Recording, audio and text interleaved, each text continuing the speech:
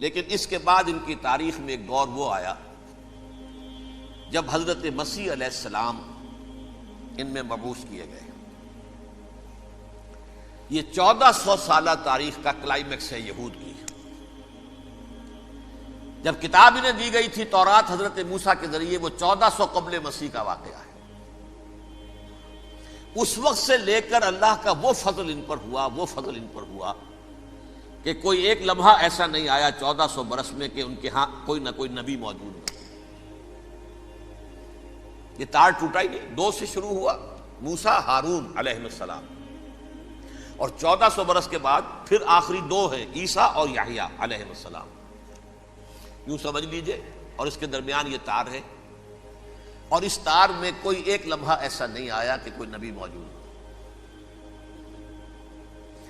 اس میں اتار چڑھاؤ بہت سے آئے ہیں، اس کا وہ میرا موضوع نہیں ہے۔ اس وقت قبل مسیح کی تاریخ جو ہے وہ میرا موضوع نہیں ہے۔ قرآن مجید میں سورہ بنی اسرائیل کے پہلے رکوع میں اس کا تذکرہ موجود ہے۔ وَقَضَيْنَا إِلَىٰ بَنِي إِسْرَائِيلَ فِي الْكِتَابِ لَتُفْسِدُنَّ فِي الْأَرْضِ مَرَّتَيْنِ وَلَتَعْلُنَّ عُلُوًّا كَبِيرًا۔ 2 مرتبہ ان پر عذاب کے کوڑے برسے، پہلے اشوریوں کے ذریعے سے جو شامی تھے، سیرینز اشوری کہلاتے، پھر بابلیوں کے ذریعے سے یعنی عراقیوں کے ذریعے سے، بیبیلونیا نام تھا عراق کا پہلے، ان پر بہت بڑی بڑی تباہیاں آئیں، اللہ تعالیٰ کی طرف سے عذاب آئے۔ اس کے بعد پھر دوسرے دور میں دوسرا اقتدار کا دور آیا، خرمستیاں بڑھ گئیں، تو پہلے گریکس کے ذریعے سے، یونانیوں کے ذریعے سے، اور پھر رومیوں کے ذریعے سے انہیں پسوایا گیا۔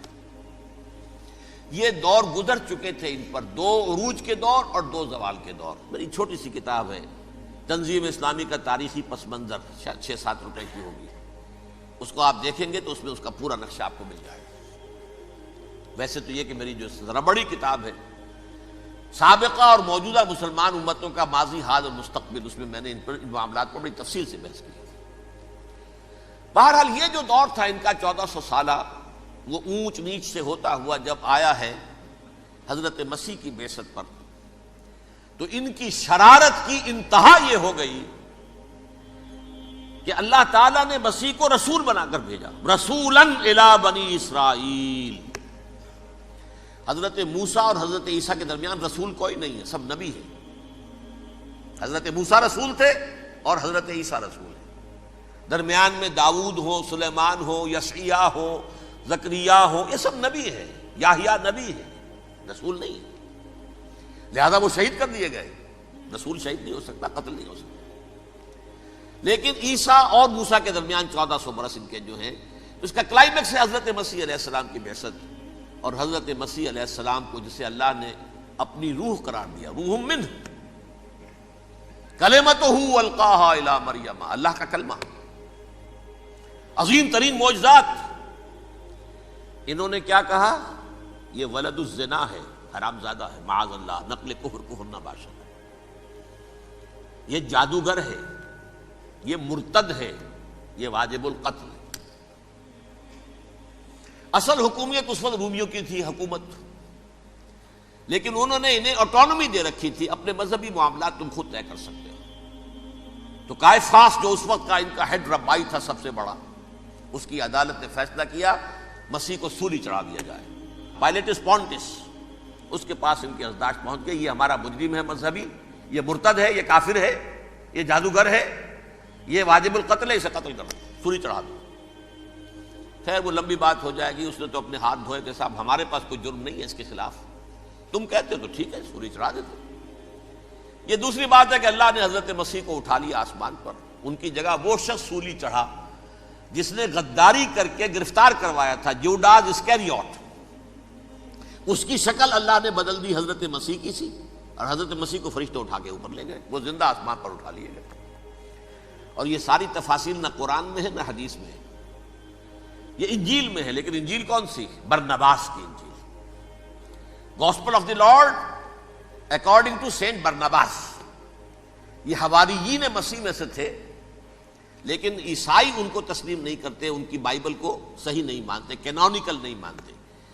100 انجیلیں تھیں، 104 تھیں، جن میں سے 4 چنی ہیں انہوں نے، یہ متی اور جان اور مرکس مارکس، یہ ہے تو یہ 4 انجیلیں ہیں، انہوں نے تسلیم کی کہ یہ کینونیکلز ہیں، یہ تو ہیں حقیقی، باقی جو ہیں 100 اس کو وہ تسلیم نہیں کرتے۔ ان میں سے ایک ہے یہ برنباس، اس میں یہ تفصیل ہے کہ اللہ تعالیٰ نے اس شخص کی، جیوڈاس کی، جیوڈاس اس کو انگریزی میں کہتے ہیں، اس کی شکل بدل دی حضرت مسیح کی سی، وہ گرفتار ہوا، وہ سولی چڑھا۔ وہ غدار تھا، غداری کی سزا اسے ملنی تھی، وہ مل گئی۔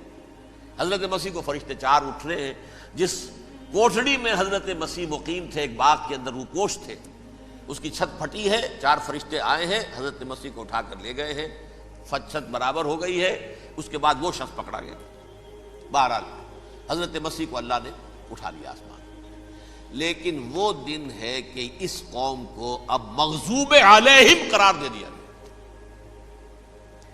نوٹ کر لیجیے، اصل میں تو ہونا یہ چاہیے تھا کہ رسول کی جان کے درپے جب کوئی امت ہو جاتی تھی تو اللہ کا قاعدہ یہ تھا کہ اس امت کو نسیہ منسیہ کر دیا جائے۔ حضرت نوح کی قوم کو ختم کیا یا نہیں؟ حضرت ہود کی نگاہوں کے سامنے قوم عاد برباد کی گئی یا نہیں؟ حضرت صالح کی نگاہوں کے سامنے قوم سمود برباد ہوئی؟ یہ اللہ کا قاعدہ رہا۔ سدوم اور عمورہ کی بستیاں حضرت لوط علیہ السلام جہاں بھیجے گئے، مدین کا علاقہ جہاں حضرت شعیب بھیجے گئے، آل فرعون جن کی طرف موسیٰ کو بھیجا گیا، سب ہلاک کر دیے گئے۔ کیونکہ رسولوں کے بارے میں اللہ کا نبیوں کے بارے میں یہ بات نہیں ہے۔ نبی آیا، اس نے دعوت دی، جس نے مان لیا اچھا کیا، اپنے لیے اچھا کیا، نہیں مانا اس کی اپنی جو ہے عاقبت برباد ہو گئی۔ دنیا میں کوئی فیصلہ اس کا نہیں ہوتا، لیکن رسولوں کا معاملہ یہ ہوتا ہے کہ دنیا میں وہ اللہ کی عدالت بن کر آتے ہیں۔ مانو گے تو بچو گے، نہیں مانو گے ہلاک ہو جاؤ۔ تو اس اعتبار سے وہ مستحق تو ہو چکے تھے اس کے کہ انہیں ہلاک کر دیا جائے۔ اب اللہ کی کوئی خصوصی مشیت ہے، اس میں کیا حکمت ہے؟ وہ ہے ایک حکمت، میں بعد میں اگر وقت ہوا تو بتاؤں گا۔ فیصلہ یہ کیا اللہ نے کہ حضرت مسیح کو تو اٹھا لیا زندہ، اور ان کی رسی ابھی مزید دراز کر دی کہ ان کو ابھی مہلت دے دی کہ تمہیں آخری استیصال، جس کو عذاب اکبر کہتا ہے قرآن، سورہ سجدہ جو حضور ہر جمعے کی پہلی رکعت میں فجر میں پڑھتے تھے، وَلَنُذِيقَنَّهُم مِّنَ الْعَذَابِ الْأَدْنَىٰ دُونَ الْعَذَابِ الْأَكْبَرِ لَعَلَّهُمْ يَرْجِعُونَ۔ چھوٹے چھوٹے عذاب اور ایک بڑا عذاب، جبکہ قوم بالکل برباد، نسیم منسیہ، کأن لم یغنوا فیہا، ایسے ہو جائیں جیسے کوئی تھے ہی نہیں آباد یہاں۔ لا یرا الا مساکنہم، اب ان کے مسکن نظر آتے ہیں، مکین نظر نہیں آتے۔ یہ عذاب اکبر جو ہے وہ ان پر نہیں آیا، حالانکہ وہ مستحق ہو گئے تھے اسی وقت۔ اس کو یوں سمجھیے کہ کسی شخص کو پھانسی کا حکم تو ہو جائے، ایگزیکیوشن نہیں ہوتا ہے، کئی سال گزر جاتے ہیں پڑے ہوئے، اور معاملات جو ہیں وہ چلتے رہتے ہیں۔ یہ معاملہ ہوا اس کے ساتھ، ورنہ یہ مستحق ہو چکے تھے آخری بربادی تباہی کے، عذاب استیصال، جڑ سے کاٹ دینے والا عذاب۔ وہ آ سکتا تھا ان پر اسی وقت، لیکن اللہ نے ان کی مہلت دراز کی ہے۔ لیکن اس کے بعد اللہ نے ان کو ایک اور موقع دیا۔ 600 برس بعد حضرت مسیح کے محمد الرسول اللہ صلی اللہ علیہ وسلم کی بعثت ہوئی، اور یہ میں سمجھتا ہوں کہ اس قوم پر اللہ کا اتنا بڑا فضل تھا، اتنا بڑا فضل تھا، اتنا بڑا فضل تھا۔ اب پھر ایک موقع دیا، عسیٰ ربکم ان یرحمکم وان عدتم عدنا۔ دیکھو اب بھی تمہیں ہم ایک موقع دے رہے ہیں، تمہارا رب تمہارے اوپر اب بھی فضل کرنے کو تیار ہے، رحم فرمانے کو تیار ہے۔ ان ھذا القرآن یہدی للتی ہی اقوم، اس قرآن کے سائے میں آ جاؤ، یہ شاہدرا ہے ہدایت میں آنے کا، اس میں داخل ہو جاؤ، محمد کی تصدیق کرو صلی اللہ علیہ وسلم، دامن محمدی میں آ جاؤ، اب بھی ہم تمہارے گناہ بخش دیں۔